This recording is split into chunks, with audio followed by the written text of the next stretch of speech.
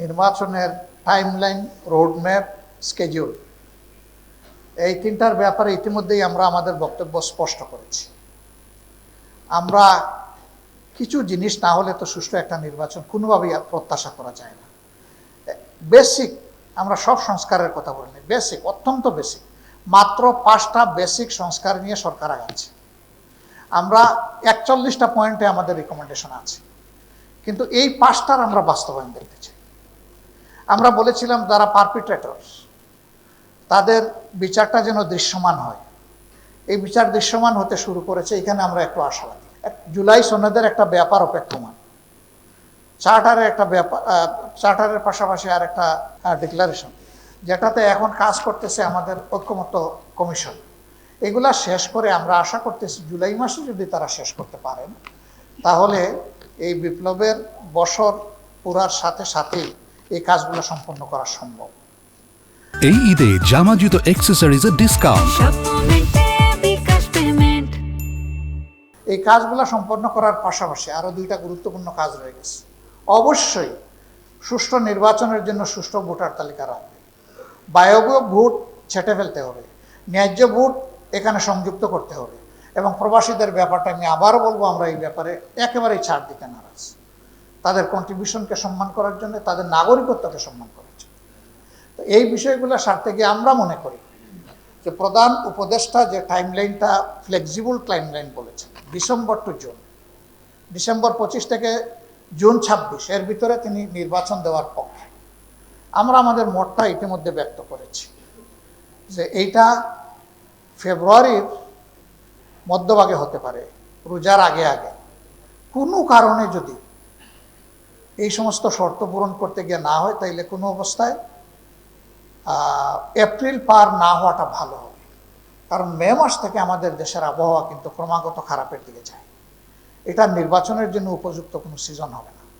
আমরা এইভাবেই আমাদের মতামতটা ব্যক্ত করেছি, কিন্তু আমরা বেঁধে দেওয়ার অধিকার রাখি না। আমরা যদি নির্দিষ্ট করে বলে দেই, তাহলে তো এটা সিদ্ধান্তের পর্যায়ে চলে যায়। সিদ্ধান্ত নেবে সরকার, আমরা তো সিদ্ধান্ত নেব না। আমরা আমাদের মতামত জানাতে পারি, আমাদের দাবি জানাতে পারি, আমরা সেটি জানিয়েছি। দেখেন, আমাদের আদালত বলেছে এটা মিসক্যারেজ অফ জাস্টিস। আর ব্রিটেনের আদালত একই মামলায়, সেখানে একটা মামলা কন্টেস্ট করেছিলেন চৌধুরী মঈনুদ্দিন, সেই মামলায় তাদের উচ্চ আদালত রায় দিয়েছে it's a genocide to the justice. এটা হলো বিচারের গণহত্যা। মামলা করলেন একটা, তারা বলল গণহত্যা। এটা কেন বলবো? কারণ মামলা মাত্র একটা ছিল না, অনেকগুলা ছিল। এই জন্য সবগুলাকেই তারা কগনিজেন্সে নিয়ে বলেছে এটা বিচারের গণহত্যা, বিচার গণহত্যা করা হয়েছে। তা আমরা এই বিষয়টাকে অবশ্যই গুরুত্বের সাথে নিয়েছি, এবং আমরা এর প্রতিকারের জন্য ইতিবাচকভাবে আগানোর আশা রাখি। প্রস্তুতি আমাদের চলছে, আপনারা দোয়া করবেন। তবে একটা কথা ভেরি ক্লিয়ার করতে চাই, আমরা চাই না বিচার বিভাগকে ব্যবহার করে আমাদের উপর যে অবিচার করা হয়েছে, সেইটা আমরা যে বিচার চাইব সেখানে কারো উপর অবিচার করা হোক, এটা আমরা চাই। আমরা চাই ওরা যেন ন্যায় বিচারটা পায়, এবং আমরা বিশ্বাস করি তারা ন্যায় বিচার পাইলে তারা তাদের উপযুক্ত শাস্তি পেয়ে যাবে। এই জীবনগুলো আর ফেরত আসবে না। কিন্তু দুনিয়াবাসীর সামনে এটা পরিষ্কার হয়ে গিয়েছে এই রায়ের মাধ্যমে যে তাদেরকে কিভাবে খুন করা হয়েছে। যে জুলাই আন্দোলনে যারা সম্পৃক্ত ছিলেন, ভূমিকা রেখেছেন, আজকে কেউ তাদেরকে ডিজোন করতে শুরু করেছেন, এবং তারা তাদেরকে ওন করেন না। আমাদের অবস্থান একেবারেই বিপরীত। আমরা এই আন্দোলনের পরে আপনারা লক্ষ্য করবেন, আজ পর্যন্ত এই আন্দোলনের মামুলি কোনো ক্রেডিট আমরা দাবি করিনি। বরঞ্চ আমরা এই আন্দোলনের ক্রেডিট দিচ্ছি বাংলাদেশের জনগণকে, নেতৃত্বের ক্রেডিট আমরা দিচ্ছি যুব সমাজকে।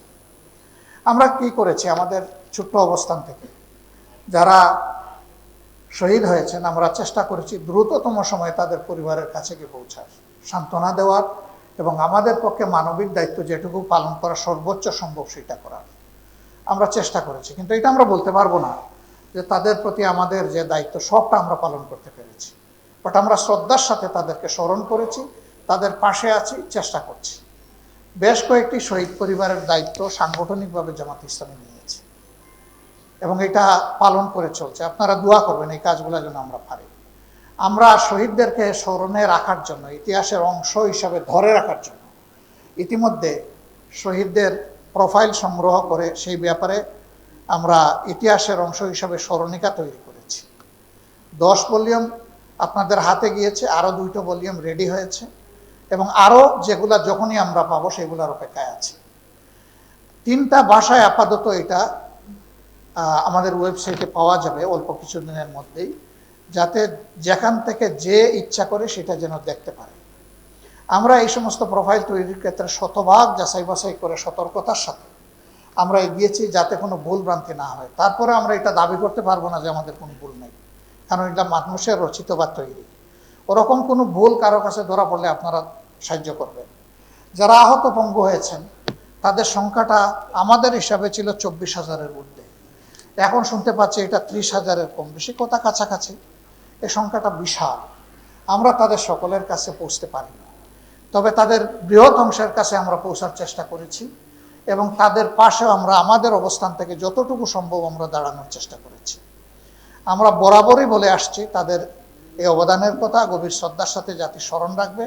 আমরা রাখতে চাই, তাদেরকে জাতির সোনালী ইতিহাসের অংশ বানিয়ে রাখতে চাই।